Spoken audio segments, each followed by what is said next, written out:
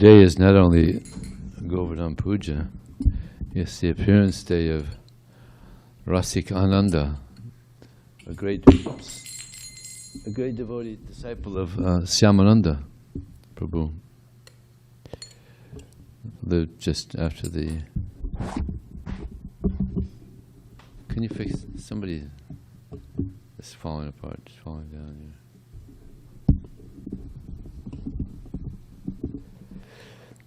And it's also... this is also...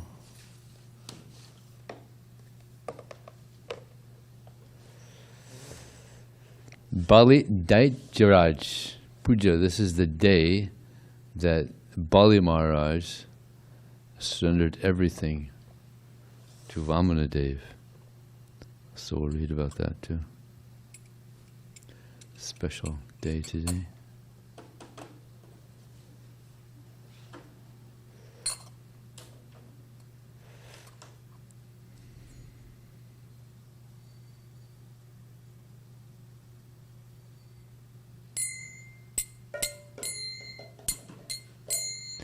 Jaya Radha Madhava Kunja Bihari Ra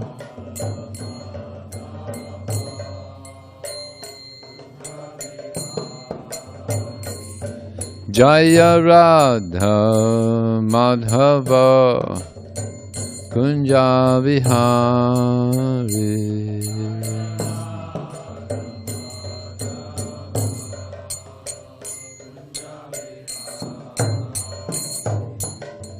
Gopi Janna Vallabha Girivana Dari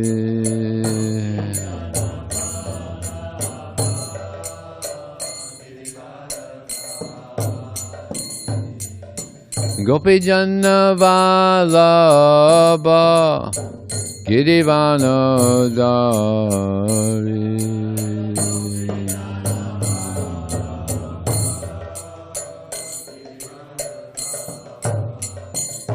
Jaya Radha Madhava Kunja Bihari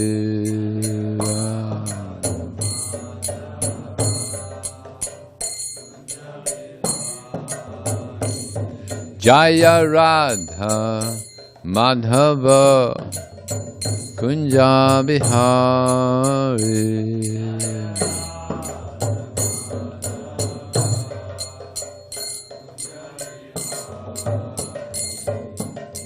Gopi Janna Vallabha Girivana Dari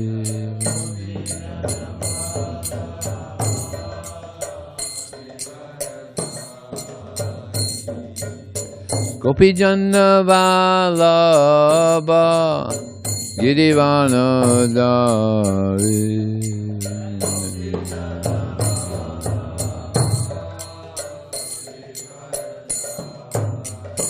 Sodanandana Brajajana Ranjana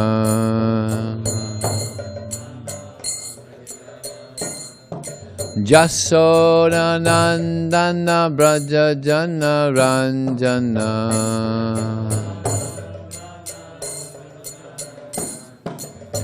Yamuna Tira Vanachari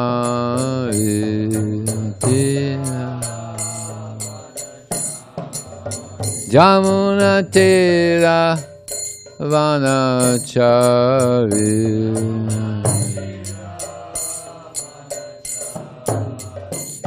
Jaya Radha Madhava Kunja Bihari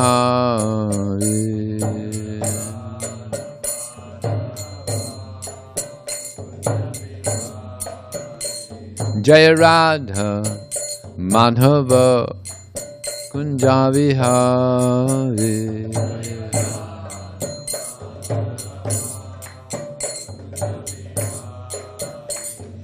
Gopi Janna Vallabha Girivana Dari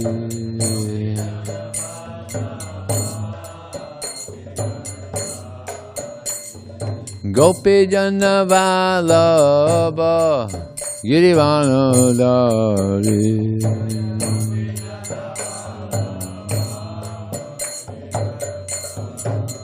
Suranandana Brajana Ranjana Jasodanandana Brajana Ranjana Yamuna Tira Vanachari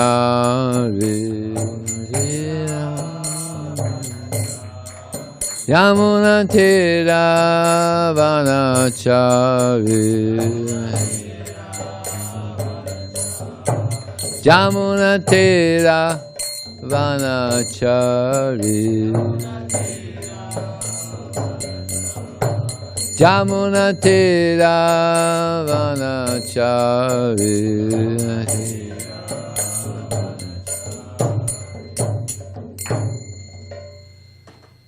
Jaya Vishnupad Paramahamsa Prabhujakacharya Astatersa Shishimad, His Divine Grace, Srila A.C. Bhaktivedanta Swami, Srila Prabhupada Ki Jai, Ananda Gaura Vaishnavani Ki Jai, Namacharya Srila Haridas Thakur Ki Jai, ISKCON Founder Acharya Srila Prabhupada Ki Jai, Prem Sikho Sri Krishna Chaitanya Prabhu Nityananda Shri Adwaita Gadadhar Shivasati Gaur Bhaktivinoda Ki Jai, Shri Shri Radha Krishna Gopinath Samakun Radhakun Giri Govardhana Ki Jai, Shri Vrindavan Ki Jai, Shri Maya Purnavidam Ki Jai, Ganga Maya Ki Jai, Yamuna Maya Ki Jai, Tulsi Devi Ki Jai, Bhakti Devi Ki Jai, Samaveda Bhaktivinoda Ki Jai, Transcendental Book Distribution Ki Jai, Harinam Sankirtan Ki Jai, Gau Premanandi, all glory to some devotees, all glory to some devotees, all glory to some devotees, all glory, Shri Guru and Shri Gauranga.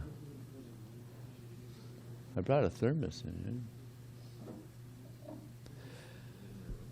No, I left it. I brought it down. Yeah.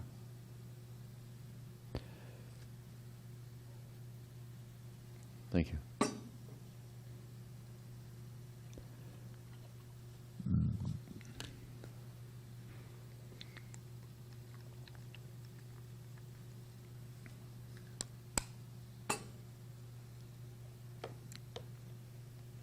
So we'll begin with Bali Daityaraj.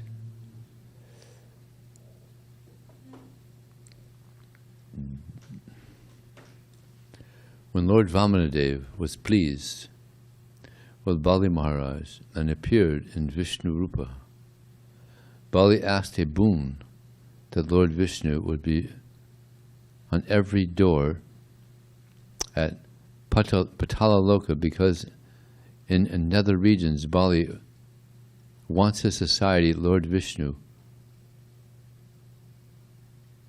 Oh, it wasn't edited. Let me see if I can edit this while I'm reading. Bali asked a boon that Lord Vishnu be on every door at Patalaloka, because in nether regions Bali wants a society of devotees. Lord Vishnu agrees and goes to become a Dvarpalaka at Bali. He was at the door of Bali's kingdom, doorkeeper. Narada tells Lakshmi where Lord Vishnu is. Lakshmi plays a trick on Bali. She goes to Bali as a poor woman seeking help. With her, she takes Raksha Bandhan. She says to Bali that she doesn't have a brother and would dearly like one. When the Rasika Bandhan is tied, anybody know what's Raksha Bandhan? Huh?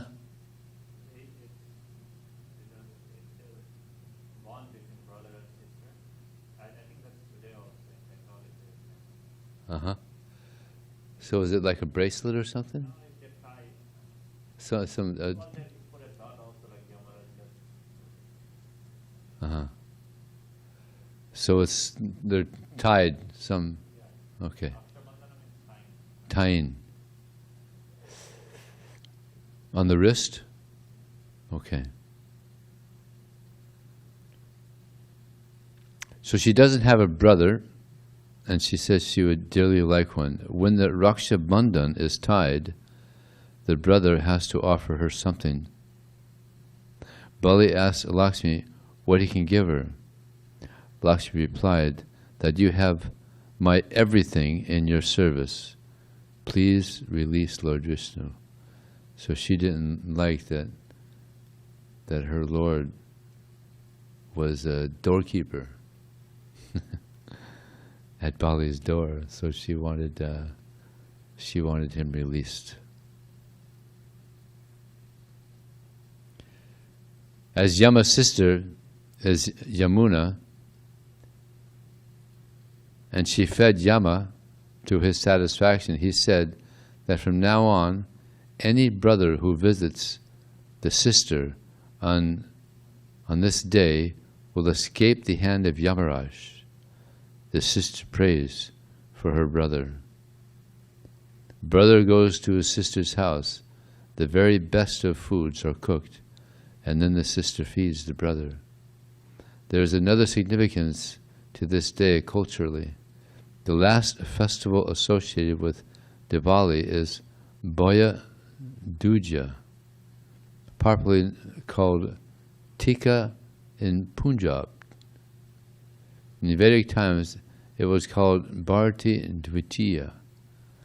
2 days after Diwali, women and girls apply saffron and rice grains to the foreheads of their brothers to protect them from evil and to wish them long life and prosperity. The brothers in turn give the sister presents.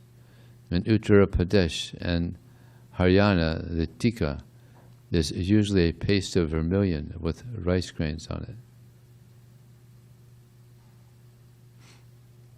So we'll read from story of Rasikananda. We don't hear much about Rasikananda, but he was a great Vaishnava, disciple of Syamananda. Syamananda, many of you know, he was associate of Narottam Das Thakur and Srinivasacharya. And these three are the ones that took the books of the Goswamis to Navadvip from Vrindavan. And they had some major difficulty on their way. Someone stole all the books, the treasures. And Srinivasacharya, I think it was Srinivasacharya, that recovered them. He found out that the king and his dacoits, they had stolen them all. When he found out, he made all of them devotees. The king and the whole kingdom became Vaishnavas. That's the Shakti of a Vaishnava, Srinivasacharya. So, this is about Rasikananda. Syamananda remained in Rajmandal at the request of Sada Shiva. Then Shyamadasi Thakurani went to Hijli to stay for a few days. Rasika went to Taniya and stayed in the house of Ananta for a few days. Thakurani told him, "What can I say? What do you like? You have brought me here, and now you are leaving me. Please be kind and take me with you." Hearing this, Rasika told her, "The result of visiting millions of tirthas can be attained by serving the Vaishnavas. Remain at home and do this service, and let me go to Vraj alone this time. Later I will certainly take you there." So he's going to Vrindavan. Hearing this, Thakurani returned to her house, while Rasika started for Ayodhya. Along the forest route from there he went to Vraj, where he first visited Mathura and saw the birthplace of Lord Krishna. Next he went to Vrindavan and saw the deities of Madan Gopal and Govinda and the other temples and groves situated there. His mind filled with pleasure upon seeing the bank of the Yamuna. he toured the 12 forests where the Lord had performed his different pastimes.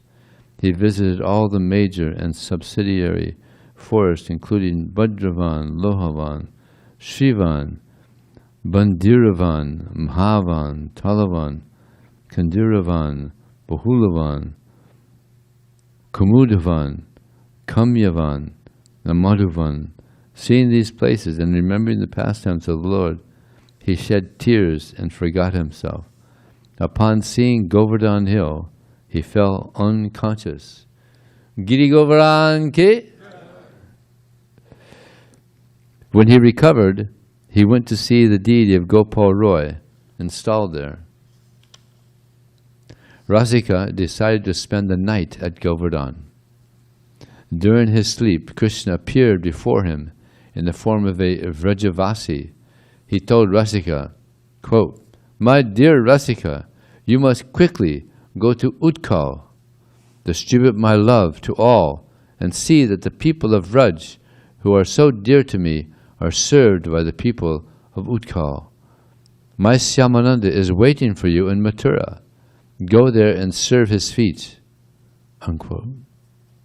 On hearing these words, Rasika opened his eyes and saw that Krishna, dressed as a cowherd boy, was standing before him. Must have been pretty ecstatic. Rasika saw his beauty and fainted. When he regained consciousness, the Lord had gone. After this, Rasika quickly traversed all the places of Krishna's pastimes. After this darshan of the Lord at Govardhan, Rasika remained overwhelmed with emotion and constantly shed tears in love of Krishna. He cried, quote, "O my Lord of my life, where have you gone? How can I live without the son of Nanda Maharaj?" Unquote. In this mood, the 8 kinds of bhav appeared in him. He forgot hunger and thirst and remained absorbed in meditation on Krishna. After taking darshan of the Keshava deity at Mathura, Rasika met Shyamananda and fell at his feet. Shyamananda took him in his arms and told him, "I have been waiting for you. It is good that you have visited Vrindavan before coming here. Now you should return to your home." Rasika replied, "O my Lord, I want to stay in Vrindavan for a few more days so that I can see everything in Vrindavan. Having come here, how can I leave so soon?" Shyamananda sweetly told him, "Your relatives are miserable without you. They will blame me for your absence. Please, my dear one, go there and do not create any trouble. We have both been ordered to go to Utkal to distribute Krishna consciousness to all. You must sincerely render service to the devotees there. You have already seen Krishna at Govardhan, and he has ordered you. How can you disobey his order?" So just in case you're wondering, today is also the appearance day of Rasikananda. So I'm reading a little past that, so before we go on to Govardhana Puja. Hearing this, Rasika was astonished and thought to himself, "Shyamananda must be an intimate devotee of Lord Krishna. Otherwise, how could he know everything that happened?" So Rasikananda got that dream, go to Utkal. So Shyamananda must have gotten it also, because he's telling him, you got to follow the orders of Krishna. Amazing, huh? "I have not told anyone of my seeing Krishna." Rasika then told Shyamananda, "I must obey your order." Shyamananda was pleased to hear this, and together they started for Utkal by the forest route to Nagpur, and then on to Segala. There's a whole book here. I just got a few little things here that are kind of interesting. This is interesting for those that are hearing Srimad Bhagavatam class. All glories to Shyamananda, the life of the universe. Please favor me so that I can sing your glories. In this way, Vaidyanath and his brothers became fixed in worship of Krishna. This city of Utkal became filled with love of Krishna. Rasika initiated many disciples and stayed there for a long time. Thereafter, all the inhabitants of Brajabhumi became Vaishnavas and gave up animal slaughter. One day, Rasika was speaking in the king's court. As the king and his brothers sat listening to the Srimad Bhagavatam, the manager of the king's estates came there and stood before the king. The manager, whose name was Ramakrishna, was a disciple of Rasika and a staunch devotee. When he saw the attention of the king wander from the Srimad Bhagavatam, he said, "O king, you are an ignorant fellow. You will give up hearing the nectarine topics of Lord Krishna just to hear from your manager?" Saying this, he slapped the face of the king. Don't be inattentive in front of that guy. He slapped the face of the king, and he immediately fainted. The king fainted, knocked down.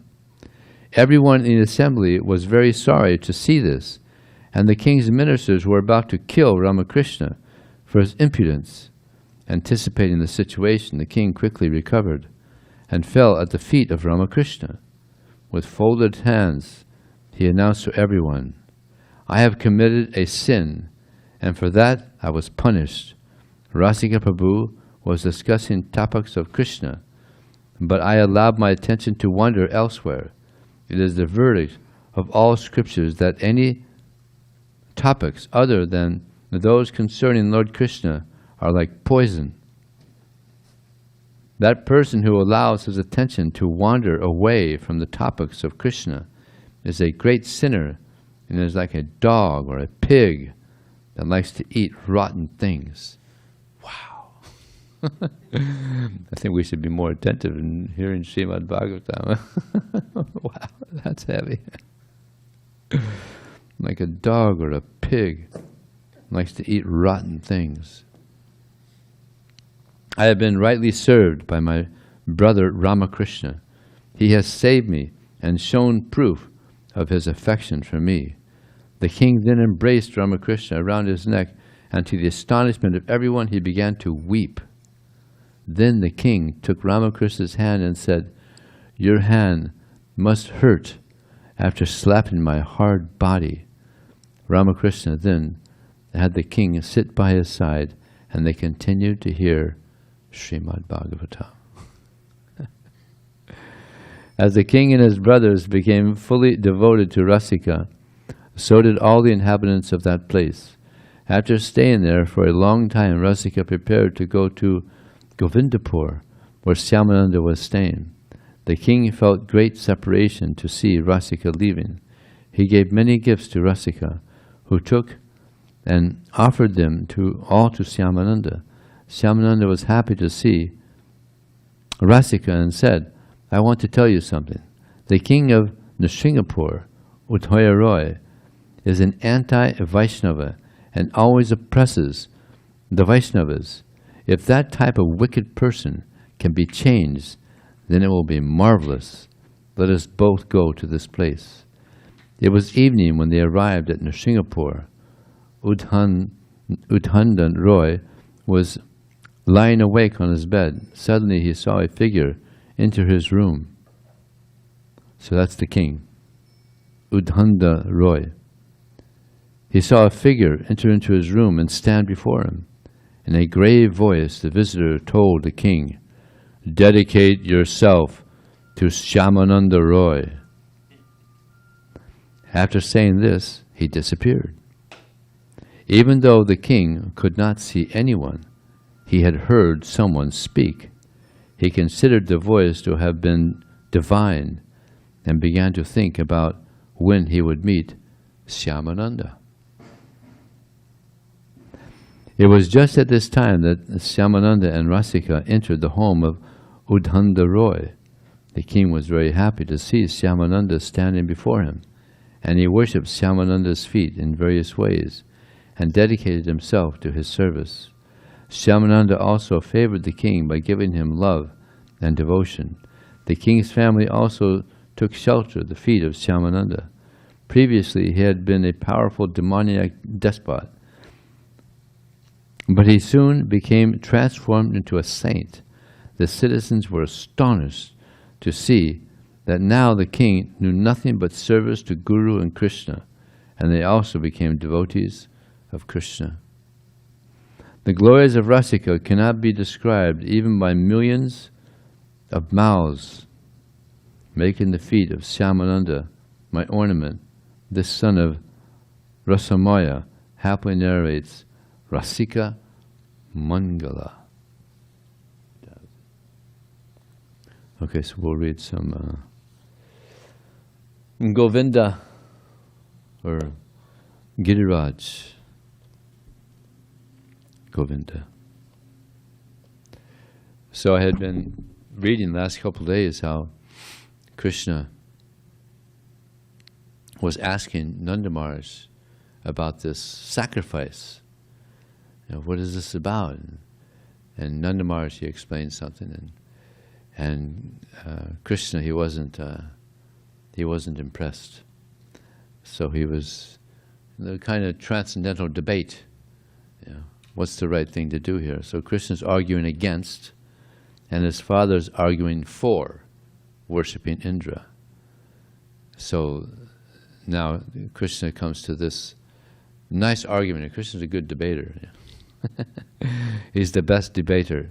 So he says to his father, this cosmic manifestation is going on under the influence of the three modes of material nature, goodness, passion, and ignorance. These three modes are the causes of creation, maintenance, and destruction. The cloud is caused by the action of the mode of passion. Therefore, it is the mode of passion which causes the rainfall. And after the rainfall, the living entities derive the result, success in agricultural work. What then has Indra to do with this affair? Even if you do not please Indra, what can he do? We do not derive any special benefit from Indra. Even if he is there, he pours water on the ocean also, where there is no need of water. He is also pouring water on the ocean or on the land. It does not depend on our worshipping him. As far as we are concerned, we do not need to go to another city or village or foreign country. There are palatial buildings in the cities, but we are satisfied living in this forest of Vrindavan. Our specific relationship is with Govardhana Hill and Vrindavan forest, and nothing more.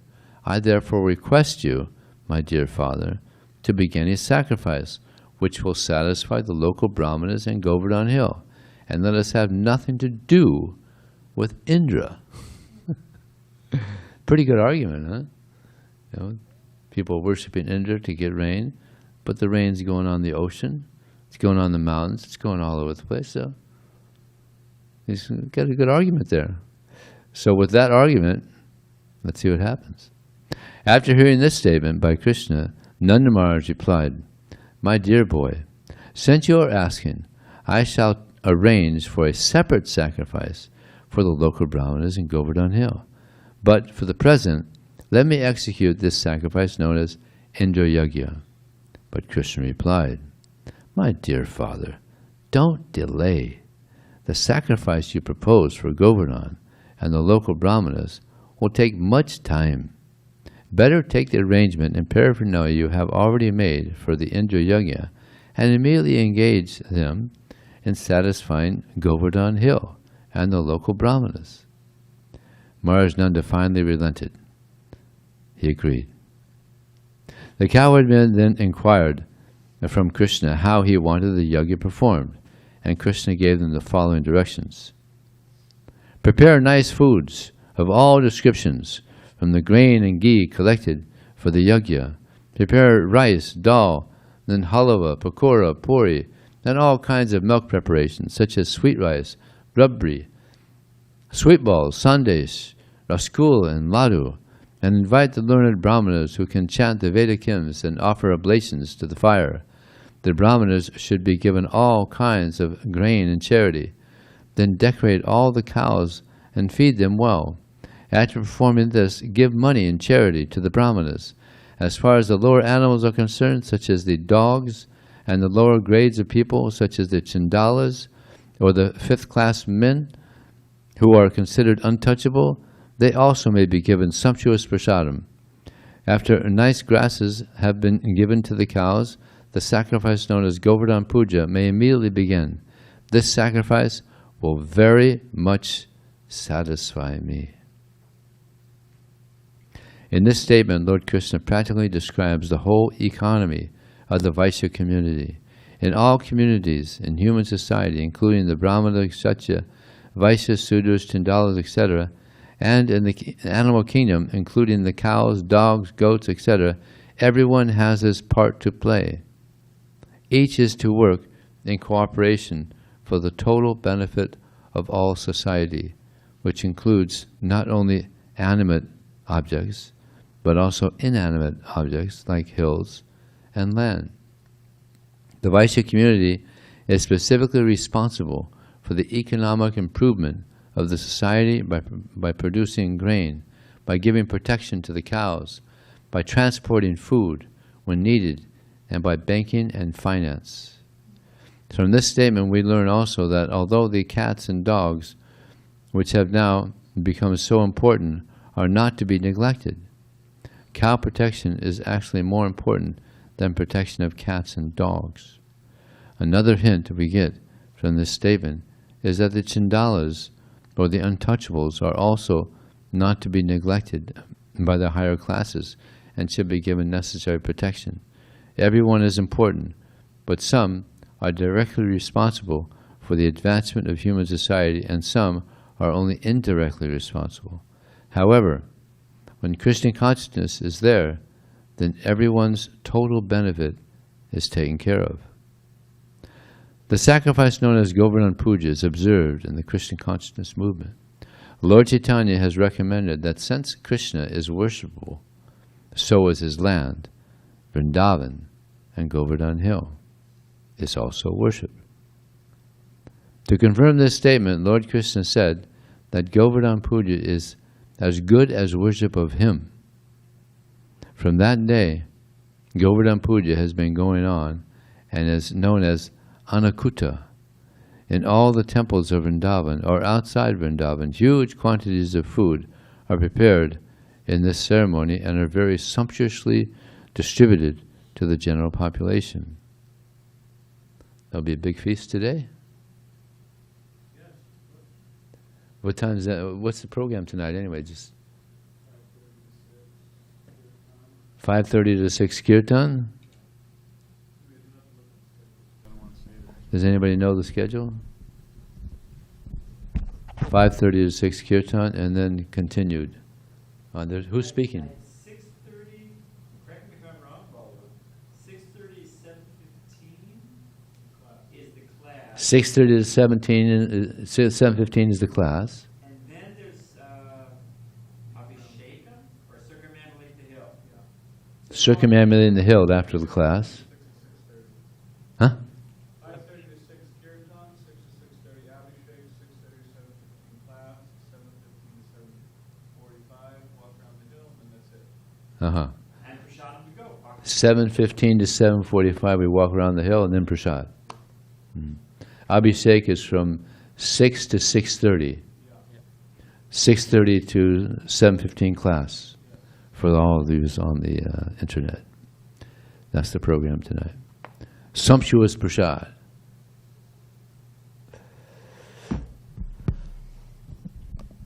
The Supreme Personality of Godhead Krishna thus advised the cowherd men to stop the Indra Yagya and begin the Govardhana Puja in order to chastise Indra, who was very much puffed up at being the supreme controller of the heavenly planets. The honest and simple cowherd men, headed by Nanda Maharaj, accepted Krishna's proposal and executed in detail everything he advised. Krishna is very convincing. They performed Govardhana worship and circumambulation of the hill. According to the instruction of Lord Krishna, Nanda Maharaj and the cowherd men called in learned brahmanas and began to worship Govardhana Hill by chanting Vedic hymns and offering prasadam. The inhabitants of Vrindavan assembled together, decorated their cows, and gave them grass. Keeping the cows in front, they began to circumambulate Govardhana Hill. The gopis dressed themselves very luxuriantly and sat in bowl-driven carts, chanting the glories of Krishna's pastimes. The Brahmanas assembled there to act as priests for Govardhana Puja, offered their blessings to the cowherd men and their wives, the gopis.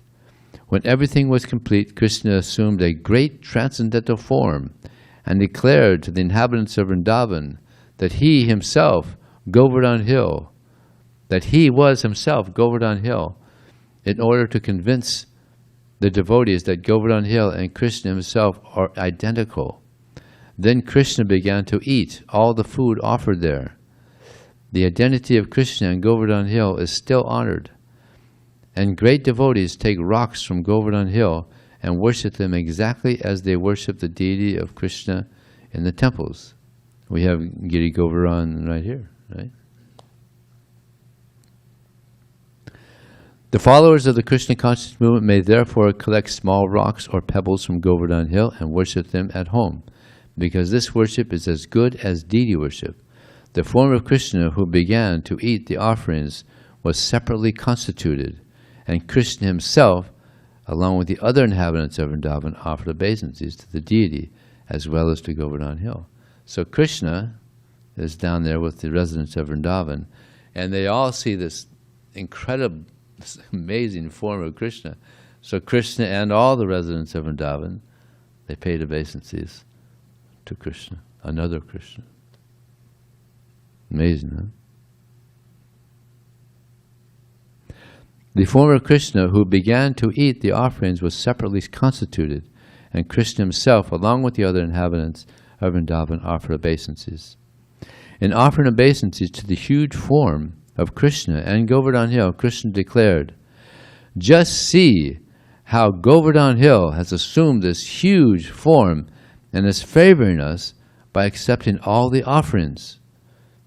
Krishna also declared at that meeting, "One who neglects the worship of Govardhana Puja, as I am personally conducting it, will not be happy." There are many snakes on Govardhana Hill, and persons neglecting the prescribed duty of Govardhana Puja will be bitten by these snakes and killed.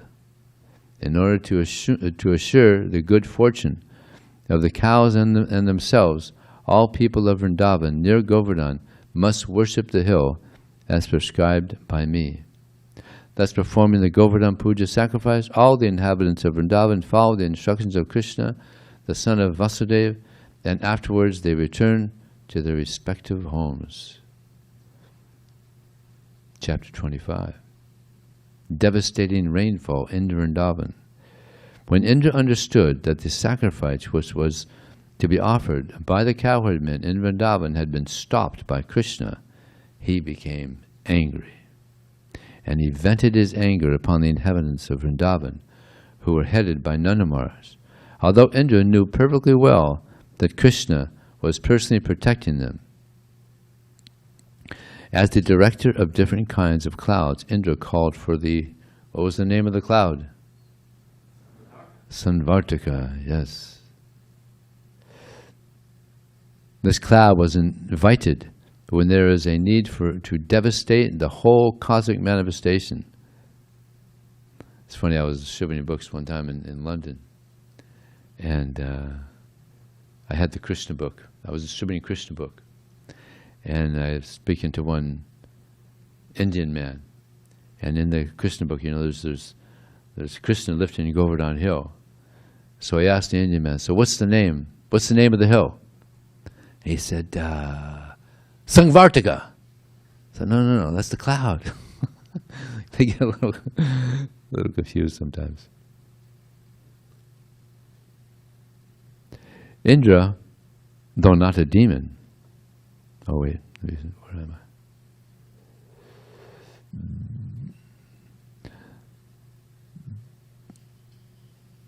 This cloud is invited when there is a need to devastate the whole cosmic manifestation. The Sangvartika was ordered by Indra to go to Vrindavan and inundate the whole area with an extensive flood, demonically. Indra thought himself to be the all-powerful Supreme Personality. When demons become very powerful, they defy the supreme control or the personality of Godhead. Indra, though not a demon, was puffed up by his material position. Prabhupada mentions that the demigods are called sakama devotees. They're devotees, but they have many desires. Of course, not all the demigods. And Narada Muni, he's also a demigod. Lord Shiva is also. There's pure devotee demigods, but in general, Prabhupada says sakama devotees. When demons become very powerful, they defy the supreme control of the personality of Godhead. Indra, though not a demon, was puffed up by his material position, and he wanted to challenge the supreme controller. Sometimes Indra, he gets himself into trouble, because he's in a very big position with his own guru also many times. He thought himself, at least for the time being, as powerful as Krishna. Indra said, "Just see the impudence of the inhabitants of Vrindavan. They are simply inhabitants of the forest, but being infatuated with their friend Krishna, who is nothing but an ordinary human being, they have dared to defy the demigods." Krishna has declared in the Bhagavad Gita that the worshippers of the demigods are not very intelligent. He has also declared that one has to give up all kinds of demigod worship and simply concentrate on Krishna. Krishna is invoking the anger of Indra and later on chastising him is a clear indication to his devotees that those who are engaged in Christian consciousness have no need to worship any demigod, even if it is found that the demigod has become angry. Krishna gives his devotees all protection, and they should completely depend on his mercy. But there is an instance where great devotees worship the demigods. Who was that? The gopis worshipped who? Katyayani. But why did they worship? To get Krishna. To get Krishna as their husband. So sometimes it's okay, as long as Krishna is the center. Indra cursed the action of the inhabitants of Vrindavan and said, "By defying the authority of the demigods, the inhabitants of Vrindavan will suffer in material existence. Having neglected the sacrifice to the demigods, they cannot cross over the impediments of the ocean of material existence."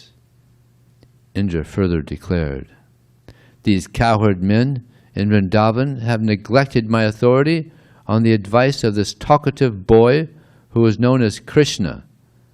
He is nothing but a child, and by believing this child, they have enraged me." Thus he ordered the Sangvartika cloud to go and destroy the prosperity of Vrindavan.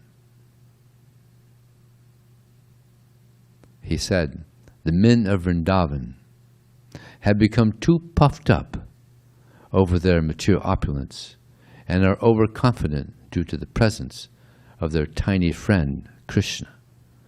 He is simply talkative, childish, and unaware of the complete cosmic situation, although he is thinking himself very advanced in knowledge. Because they have taken Krishna so seriously, they must be punished. They should be destroyed with their cows." In this way, Indra ordered the Sangvartika cloud to go to Vrindavan and inundate the place. It is indicated here that in the villages or outside the towns, the inhabitants must depend on the cows for their prosperity. When the cows are destroyed, the people are destitute of all kinds of opulences. When King Indra ordered the Sangvartika and companion clouds to go to Vrindavan, the clouds were afraid of doing this mischief. But King Indra assured them, "You go ahead, and I will go also, riding on my elephant, accompanied by great storms, and I shall apply all my strength in punishing the inhabitants of Vrindavan." Ordered by King Indra, all the dangerous clouds appeared above Vrindavan and began to pour water incessantly with all their strength and power. There was constant lightning and thunder, blowing of severe wind and incessant rainfall. The rain seemed to fall like piercing sharp arrows. By pouring water as thick as pillars, without cessation, the clouds gradually filled all the lands in Vrindavan with water, and there was no visible distinction between higher and lower land. The situation was very dangerous, especially for the animals. The rainfall was accompanied by great winds, and every living creature in Vrindavan began to tremble from the severe cold. Unable to find any other source of deliverance, they all approached Govinda to take shelter at his lotus feet. Now in the Nectar of Devotion, it's said that Krishna was thinking, I'm just going to kill that Indra. But then he thought, I'll just punish him and humble him. So he decided to just humble him. The cows especially, being very much aggrieved from the heavy rain, bowed down their heads, and taking their calves underneath their bodies, they approached the Supreme Personality of Godhead to take shelter of his lotus feet. At that time, all the inhabitants of Vrindavan began to pray to Lord Krishna. Dear Krishna, they prayed, you are all-powerful, and you are very affectionate to your devotees. Now please protect us. Now please protect us who have been very much harassed by angry Indra. Upon hearing their prayer, Krishna could understand that Indra, being bereft of a sacrificial honor, was pouring down rain that was accompanied by heavy pieces of ice and strong winds, although all this was out of season. Now, they were performing this sacrifice for Indra, and Krishna stopped the sacrifice. And the result of that is that now they're getting all this torrential rain. Now, someone might think, well, you'd think that they'd become a little angry at Krishna. You told us to do this, and now look what's happening to us. Our whole town is being devastated by the rain from Indra. So they might have been a little upset with Krishna, you'd think. But because they're all great devotees of Krishna, instead of complaining to Krishna, hey, Krishna, you told us to do this, now look, they took shelter of him. And now, see what happens. Krishna understood that this was a deliberate exhibition of anger by Indra. He therefore concluded, this demigod, who thinks himself supreme, has shown his great power, but I shall answer him according to my position, and I shall teach him that he is not autonomous in managing universal affairs. I am the Supreme Lord over all, and I shall thus take away his false prestige, which has risen from his power. The demigods are my devotees, and therefore it is not possible for them to forget my supremacy. But somehow or other, he has become puffed up with material power, and thus is now maddened. I shall act in such a way as to relieve him of his false prestige.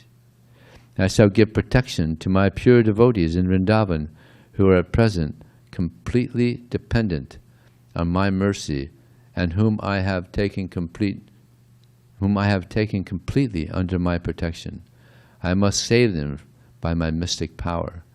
I don't think there's anybody in all the pastimes of Krishna that was more offensive than Indra, because he wanted to kill all his cowherd friends, all the gopis, all the cows, his parents. I mean, geez, he's really offensive. But Krishna is so kind, he just wanted to remove his false prestige.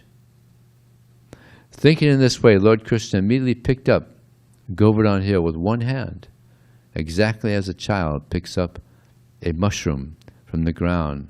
Thus he exhibited his transcendental pastime of lifting Govardhana Hill. Lord Krishna then addressed his devotees. My dear brothers, my dear father, my dear inhabitants of Vrindavan, you can now safely enter under the umbrella of Govardhana Hill, which I have just lifted. Do not be afraid of the hill and think that it will fall from my hand. You have been too much afflicted from the heavy rain and strong wind. Therefore I have lifted this hill, which will protect you exactly like a huge umbrella. I think this is proper. This is a proper arrangement to relieve you of your immediate distress. Be happy, along with your animals, underneath this great umbrella, being assured by Lord Krishna, all the inhabitants of Vrindavan entered beneath the great hill along with their property and animals, and they all appeared to be safe. Now one might think, well, all right, he's got the hill up, but so much rain is coming down, it's going to come under the hill. But what happened? Ananta Shesh, he's sucking up the water. There's no water. It's completely dry under the hill. Completely dry. Yeah. The inhabitants of Vrindavan and their animals remained there for 1 week without being disturbed by hunger, thirst, or any other discomforts. Didn't drink, didn't eat, 7 days. But this is the best period for all the residents of Vrindavan, because before this incident, Krishna, he would go out to the forest and he would herd the cows, and all the residents of, the gopis, they were like tormented because they couldn't see Krishna. And then Krishna would come back and he would have his rendezvous with the gopis, and the cowherd boys, they wouldn't be with Krishna. And sometimes the parents wouldn't be so. But this period, this 7 days, all the inhabitants of Vrindavan had the darshan of Krishna right there. So it was a very, very special 7 days for all the residents of Vrindavan.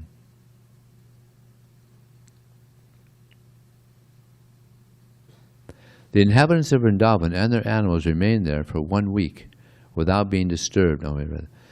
They are simply astonished to see how Krishna was holding up the mountain with the little finger of his left hand.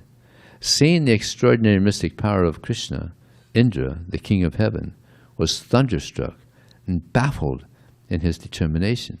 He immediately called for all the clouds and asked them to desist.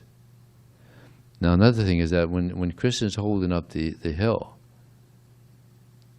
the cowherd boys and the cowherd men, Krishna, you've been holding the hill up for so long.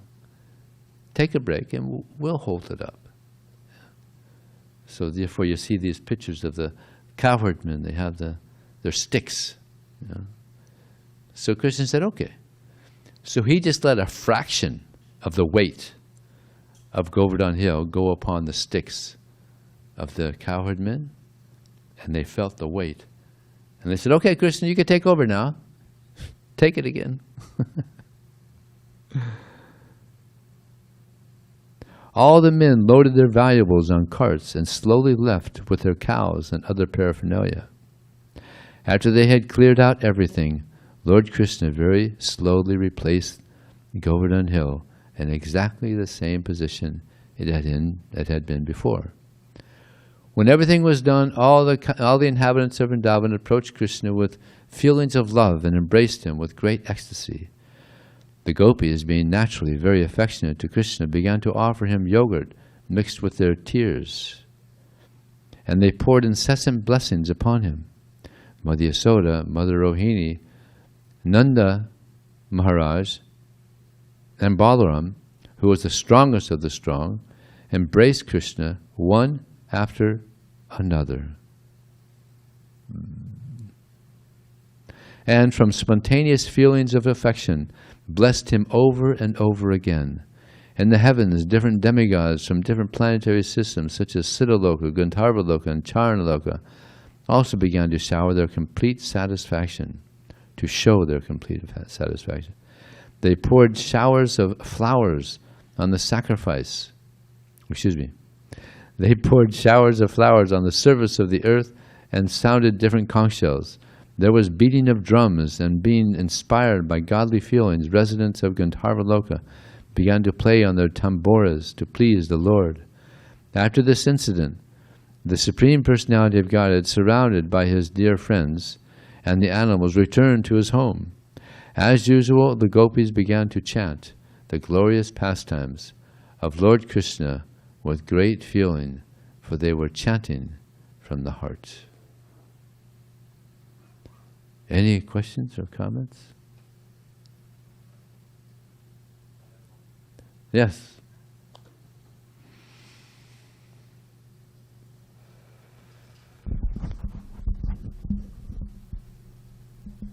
Thank you for that multifaceted class. It was really sweet, especially at the end. I heard something, I just want to know if it's true. I heard that, I want to know the significance of the pinky lifting the hill. I heard it had something to do with Radharani. Is that correct? I never heard that. I've always heard that the left hand is the weakest. Of course, that's only if you're right-handed. If you're left-handed, I guess they'd be the star. But the left hand is weaker than the right. And the pinky is the weakest of your fingers. So Krishna, he used the weakest arm with the weakest finger and lifted it up. Did you hear anything about Radharani? I never. I was going to say Krishna's a transcendental show-up, left hand, little finger. Yeah. I've never heard that. I never heard anything about Radharani and the pinky. Yeah, who knows? And then, is the significance of our temple being named New Govardhana? Do we know how that came about? How that came about? I don't know. Maharaj, do you know? The history is that our deity is small by comparison. If you look at, Yeah. Rukmini Dwarkadish or Radha Govind in New York. So Jayatirtha was the GBC at that time. And he wrote to Prabhupada and said, this deity is small, we're thinking of calling him, Giridhari. So he actually suggested the name and then Prabhupada confirmed it. Uh-huh. And it makes sense, he's 7 years old, new Dwarka, Krishna's full grown, he's a prince. And here he's, sweet Giridhari, 7 years old. And we're a village by comparison to New Dwarka, so it's very appropriate. What year were they installed? Oh, geez. I'm not so sure about that. I could go back. I've got the history somewhere. 73. 73? That's Parashakti? Somebody behind the curtains there said Sampada. So she's saying 73. Uh-huh. Yeah. So They were up on 3rd and Thorn. They were up by Balboa Park. That's where the temple was. Uh-huh. Because there's another temple called New Govardhana in Australia.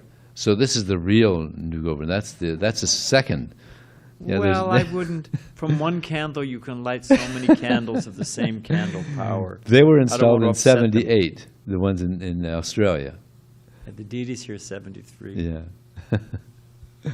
Okay, so that'll be, in 2 more years is the 50th anniversary. Jeez. Yeah. Okay. Thank you very much. Srila Prabhupada ki jai. Shri Giri Govardhana ki jai.